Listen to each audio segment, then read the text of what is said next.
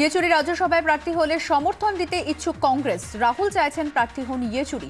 জাতীয় রাজনীতিতে ইয়েচুরিকে প্রয়োজন ঘনিষ্ঠ মহলে জানালেন রাহুল। লখনৌতে আইএএস অনুরাগ তিওয়ারির রহস্য মৃত্যু। সিবিআই তদন্তের দাবিতে বেঙ্গালুরুতে মোমবাতি মিছিল তাঁর বন্ধুদের। ঘটনার পুনর্নির্মাণ বিশেষ তদন্তকারী দলের। প্রধানমন্ত্রী নরেন্দ্র মোদীর সঙ্গে সাক্ষাৎ পনিরসেলভামের। ভবিষ্যতে বিজেপির সঙ্গে এআইএডিএমকের হাত মেলানোর সম্ভাবনার ইঙ্গিত টুইটারে। পুর এবং পঞ্চায়েত ভোট ঘোষণার পরেই এই বিষয়ে চূড়ান্ত সিদ্ধান্ত বলে দাবি।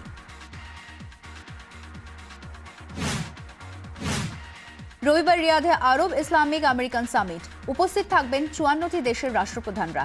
তার ফাঁকেই মার্কিন প্রেসিডেন্টের সঙ্গে মুখোমুখি বসার সম্ভাবনা পাক প্রধানমন্ত্রীর।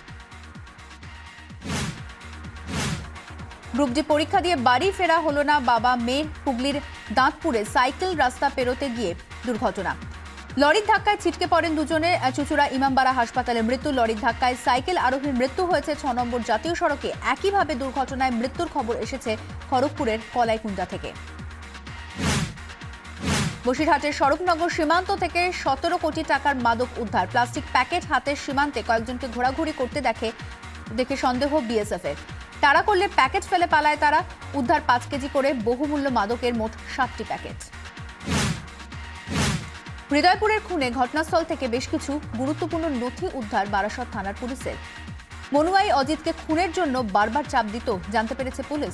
জেরায় অজিত ভেঙে পড়লেও গ্রেফতারির পরেও মনুয়ার আচরণ রীতিমতো অবাক করেছে পুলিশকে। স্বামীকে খুন করে আদৌ অনুতপ্ত নয় মনুয়া। রেশন দোকানে চাল আটা না পেয়ে গ্রাহক বিক্ষোভ। মালবাজার মহকুমার ওদলাবাড়িতে বিক্ষোভ উপভোক্তাদের। দোকানে মজুদ সত্ত্বেও কেন চাল আটা দেওয়া হবে না প্রশ্ন বিক্ষোভকারীদের। দোকান ম্যানেজারের দাবি আগামী সপ্তাহের জন্যই মজুদ চাল আটা।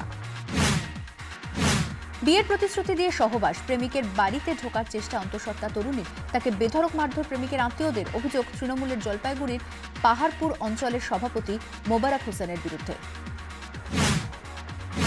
বাসন্তীতে ফের উত্তেজনা। পুলিশের গাড়ি ভাঙচুর করে আসামি ছিনিয়ে নেওয়ার অভিযোগ। দুষ্কৃতীরা সকলেই তৃণমূল আশ্রিত বলে অভিযোগ। এই ঘটনাকে কেন্দ্র করে এলাকায় ব্যাপক উত্তেজনা। বাসন্তী থানায় পানিখালী এলাকার ঘটনা।